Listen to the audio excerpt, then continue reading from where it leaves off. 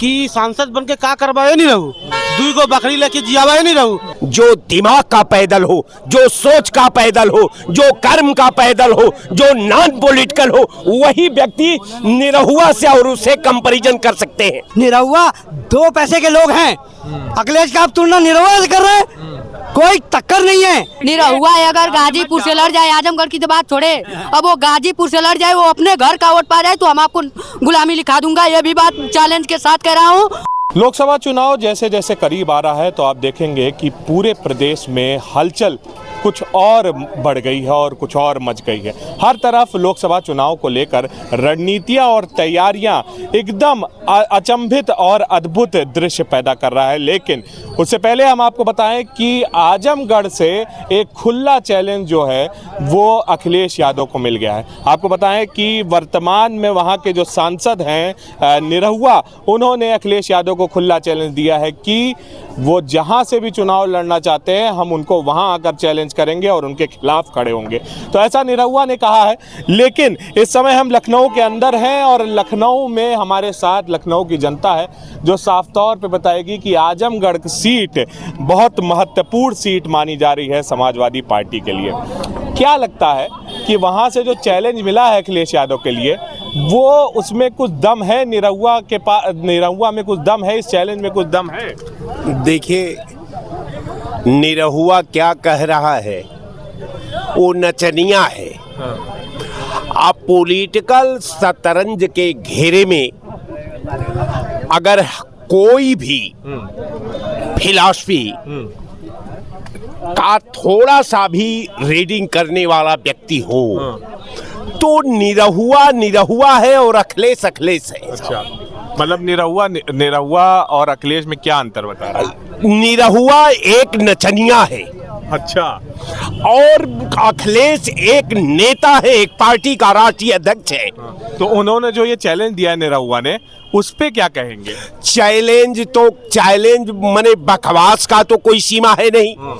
अगर बकवास पर सीमा होती तो कम से कम अखिलेश के बगल में अपना कद को खड़ा करके स्केल से नाप लेना चाहिए उस व्यक्ति को कि जिस व्यक्ति से मैं तुलना कर रहा हूं एक आकाश है और एक धरा है। हाँ ठीक है, लेकिन आप ये बताइए, उन्होंने समाजवादी पार्टी के कैंडिडेट धर्मेंद्र यादव को तो पिछली बार हराया था ना, और उन्हीं के गढ़ में उनको लाया दिया जहां मुलायम सिंह यादव कभी सांसद हुआ करते थे। ऐसा है कि वो हरा दिया। दंगल में ऐसा होता है, तमाम आपको एग्जाम्पल मिलेंगे कि बहुत बड़ा योद्धा जो है, अब भीष्म पितामह जैसा योद्धा शिखंडी के सामने पड़ते हुए हथियार रख दिए और हथियार रख करके वही उनका मौत का कारण बना। तो इसका मतलब ये नहीं मान लेना चाहिए कि भीष्म पितामह शिखंडी के सामने कोई उनका वजूद नहीं था, या कोई उनके पास क्षमता नहीं थी, या उनके पास लड़ने का कौशल नहीं था। लेकिन समय का एक बाध्यता जो है व्यक्ति को बलवान और व्यक्ति को कमजोर बनाती है, वही व्यक्ति समय का साहब बड़ी महिमा है। लेकिन एक बात मैं आपके चैनल पर बड़ी जिम्मेवारी से कह सकता हूं कि अखिलेश जी अखिलेश है, अखिलेश का कंपैरिजन निरहुआ नहीं वही कर सकता है जो दिमाग का पैदल हो, जो सोच का पैदल हो, जो कर्म का पैदल हो, जो नॉन पॉलिटिकल हो, वही व्यक्ति निरहुआ से और उससे कंपैरिजन कर सकते हैं। अच्छा चलिए, आपने कहा कि कंपैरिजन नहीं हो सकता अखिलेश यादव और निरहुआ का, तो ये इस बात में कितनी सच्चाई है? 100% सच्चाई है कि मैं भी आजमगढ़ का रहने वाला हूँ, आजमगढ़ लोकसभा का। अच्छा, निरहुआ को मैं पहली बार जब जानता हूँ, जब वो गाना गाए थे कि का करबा पढ़ लिख के नहीं रहू, दुई गो बकरी लेके जियावा ये नहीं रहू, तब से मैं निरहू को जानता हूँ। दूसरी बार उपचुनाव में वो सांसद बने हमारे यहाँ से, तब जानता हूँ। अब आजमगढ़ की जनता उनको एक मैसेज दे रही है कि सांसद बन के का करबा ये नहीं रहू, दुई गो बकरी लेके जियावा ये नहीं रहू, सांसद बन के तो कुछ कर नहीं पाए आजमगढ़ का। अब का करबा, बकरी लेके जियावा वही का 2 से 4, 4 से 6, 6 से 12 करा, और तोरे अपना विकास कर लो बकरी जिया के, लेकिन आजमगढ़ की जनता का तू विकास ना कर पाई बा। चलिए, कह रहे कि आजमगढ़ का जनता, लेकिन आजमगढ़ जो है वो अभी जिस तरीके से गुड्डू जमाली वहाँ से बसपा के कैंडिडेट हुआ करते थे, आजमगढ़ में अब वो सपा में आ गए हैं। तो एक बड़ा वो देख रहे हैं कि नहीं सपा के तरफ से। पहली बात तो मैं जो ये फिल्म के सिंगर हैं या हीरो हैं, आमतौर पे जया जी जब तक रही हैं अभी तक हैं, और वो सदन में बहुत प्रमुखता से बोलती हैं, राज बब्बर साहब। तो ऐसा नहीं सारे इंडस्ट्री वाले ख़राब नहीं हैं, मगर हमको नहीं लगता कि इनको वहाँ से करके राजनीति में आना चाहिए अगर आप काम नहीं कर सकते, जनता के हितों की बात नहीं कर सकते।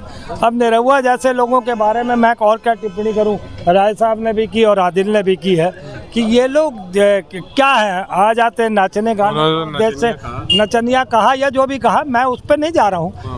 मैं ये कहने का मतलब है कि अगर जनता हित में नहीं कर सकते हैं और आप बहुत स्टारडम हैं, आप बहुत बड़े हीरो हैं और आप आ जाते हो राजनीति में जीत जाते हो, मगर जनता के साथ तो इंसाफ नहीं कर। लेकिन इस बार जैसे निरहुआ जीते हैं, तो निरहुआ पिछली बार जीते थे, आपको लग रहा है इस बार मोदी की, क्योंकि वहाँ पे आजमगढ़ के अंदर मोहन यादव को भी भेज दिया गया था, अभी जल्दी वो गए थे और बताया जा रहा है उनको पूर्वांचल की कई सीटों पे प्रचार के लिए भेजा जाएगा। देखिए मैं कहता हूँ चाहे जितने भी हीरो कर लें, चाहे जितने भी काबिल नेता कर लें, भाजपा का ग्राफ हमेशा से नीचे आता जा रहा है और इस बार नीचे आ रहा है और लोकसभा कह रहे हैं हम 370 पार हैं। देखिए जाता है भाई, कहने में क्या जाता है, महंगाई बढ़ गई है, बेरोजगारी बढ़ गई है, और कल कानपुर में दो बेटियां को रेप कर दिया गया भट्टे वाले ने, और उनको फांसी लगा के मौत मारनी पड़ी। बेटी बचाओ और भाजपा भगाओ का नारा चल रहा है, ये बेटी के दुश्मन हैं, चाहे वो IT सेल वाले हो, चाहे वो आपका जाके उन्नाव वाला केस हो, चाहे शाहजहांपुर वाला केस हो,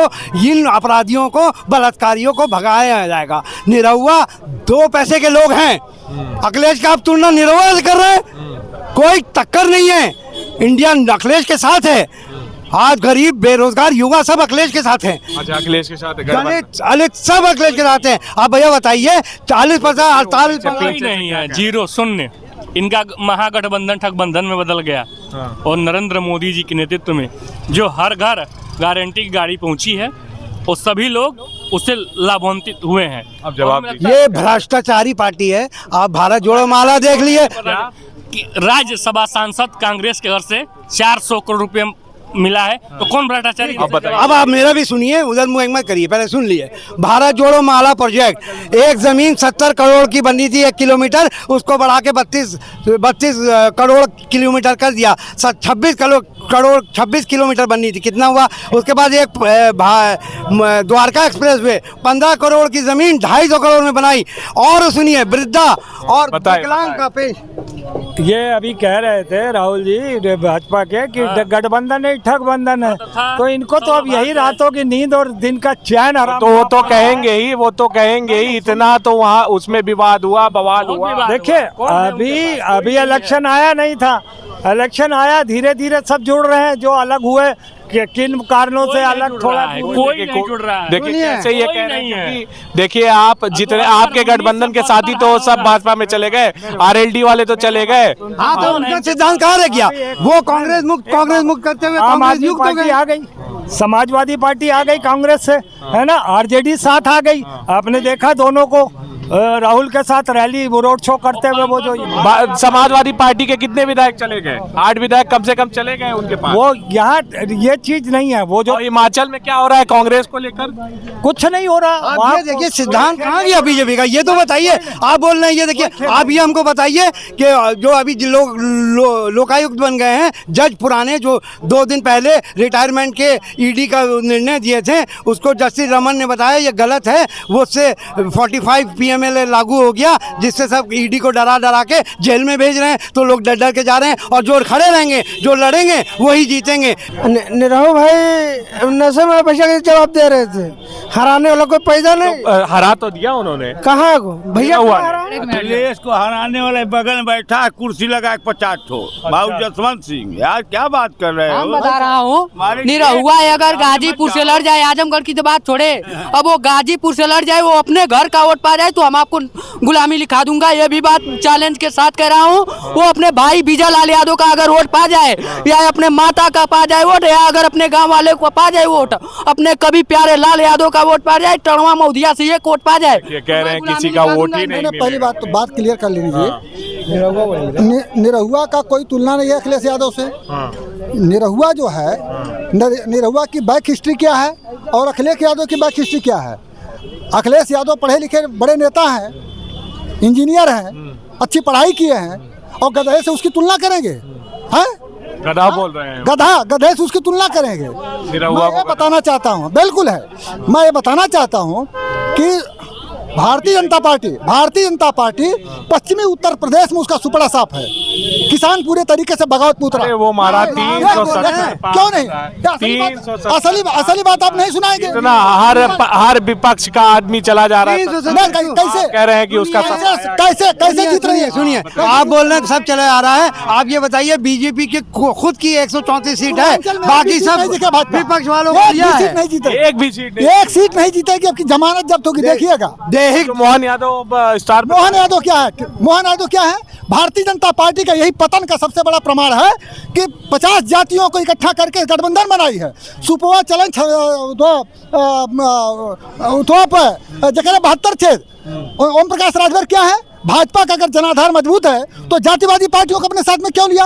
ओम प्रकाश राजभर कौन, संजय निषाद कौन, अनुप्रिया पटेल कौन है? ये जातिवादी नहीं। बेचारे ओम प्रकाश राजभर को अभी तक मंत्री पद नहीं मिला, तो मिलने जा रहा है उनका मंत्री बना दे। वेटिंग में है बेचारे, वेटिंग में है, वो आ जाएंगे। गुजिया वो अखिलेशी का खाएंगे।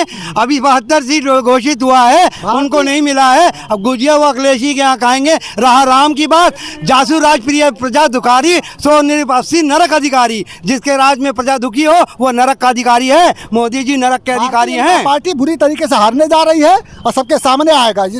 इस बात में कोई दम नहीं लग रहा है। भारतीय जनता पार्टी हारने जा रही है, आपको क्या लग रहा है? हारने जा रही, हराने वाले हरा रहे हैं, लेकिन दमदारी से समाजवादी पार्टी और कांग्रेस पार्टी लड़ रही है। और वही नहीं लड़ रही, जनता लड़ रही है। अब पार्टियों में कौन भागा, कौन आया, कौन गया, किसके यहाँ गया, इस पे न जाइए। अब जनता चुनाव लड़ेगी। जनता जान गई है कि जवाब देगी एकदम। अरे भैया 10 साल आपको देख लिए, आपने कहा था 2 करोड़ लोगों को प्रतिवर्ष रोजगार देंगे, देश से भ्रष्टाचार समाप्त करेंगे, देश से महंगाई समाप्त करेंगे, समाप्त नहीं हुआ। विदेशों से जमा काला धन ला के देश में खुशहाली लाएंगे। कहाँ किए? कोई किए? बल्कि इन्होंने जो बना हुआ था उन्होंने बेचने का गगनयान पे। अगर मोदी जी अच्छे हैं, राम राज है, सुनिए राम राज है, सारे एमपी, सारे एमएलए, सारे आईएएस, आईपीएस, पीपीएस, पीसीएस का संपत्ति की जांच करा ले। कहां से आया उनके पास बड़े बड़े कृषि? जांच तो हो रही है, कहां जो है जांच तो हो रही है। गोमती नगर में बड़ी बड़ी हवेली, नोएडा, गाजियाबाद में, नैनीताल में, और बड़े बड़े कृषि फार्म, 4-4, 6-6 फॉर्च्यूनर कहां से आए? इनकी जांच होनी चाहिए, तब राम राज्य की परिकल्पना। तो क्या जांच नहीं हो रही? जांच हो रही? केवल विपक्षियों को, सारे दल के नेताओं का। तो विपक्षी निकल भी तो रहे हैं उसमें। कहाँ निकल रहे हैं? और अजीत पवार, शुभेंद्र अधिकारी कौन है? आपके क्या है? आपके रिश्तेदार हैं जो उनको कल भैया। और सुनिए, प्रधानमंत्री जी बोले थे मेरे ताप से कोई भ्रष्टाचारी मेरे अगल बगल बैठ नहीं सकता। ये शुभेंद्र अधिकारी, अजीत पवार जी क्या है? अगल बगल नहीं बैठ रहे हैं। मोदी जी के चाल चलित चेहरा में बहुत फर्क आ गया है। इन्होंने कहा था भ्रष्टाचारी बच के नहीं जा पाएंगे। नीरव मोदी, विजय माल्या, मेहुल चौकसी, इनके चौकीदारी में विदेश भाग गए। ये कैसी अरविंद केजरीवाल क्यों नहीं ईडी के बुलावे पे जाते हैं? अखिलेश यादव क्यों नहीं? ये लोग चैतन्य चौकीदार हैं, जागरूक चौकीदार हैं, सजग चौकीदार हैं। कैसे भागे? अखिलेश यादव डट कर मुकाबला करेंगे। बुलाते रहे ईडी, सीबीआई, क्यों नहीं? 8 साल में पहले क्यों नहीं भेजी? 10 साल में क्यों नहीं? जांच करावे, अगर वो दोषी हैं जेल भेजे, संपत्ति जब्त करें। तो देखिए, यहाँ पर तमाम लोग थे, तमाम लोगों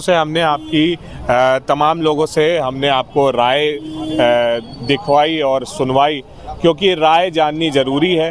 और राय अगर इसी तरह मिलती रहे तो लोकसभा का जो चुनाव है 2024 का, वो और दिलचस्प होता जाएगा। और आपने देखा कि आजमगढ़ की जो सीट है वो हॉट सीट मानी जा रही है, क्योंकि कहीं ना कहीं वहाँ पर 4 बार समाजवादी पार्टी ने उस सीट पे अपना ताल ठोका। और मुलायम सिंह यादव, अखिलेश यादव, रमाकांत यादव जैसे दिग्गज लोग भी वहाँ से चुनाव जीते।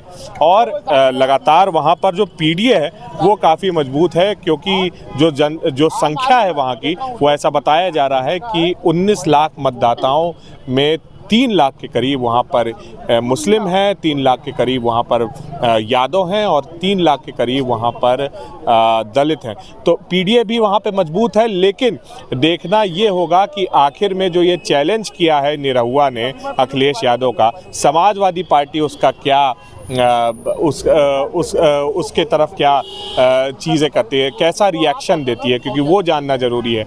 और अभी जो लोग यहाँ पे मौजूद रहे, आपने देखा कि किस तरह से निरहुआ ने जो कंपैरिजन किया है उसका क्या हाल किया है लोगों ने, वो साफ तौर पे आपने सुना है। तो इसी तरह हम आपको आगे भी इस तरह की खबरें बताते रहेंगे और इस तरह की राय आप तक लेकर आएंगे।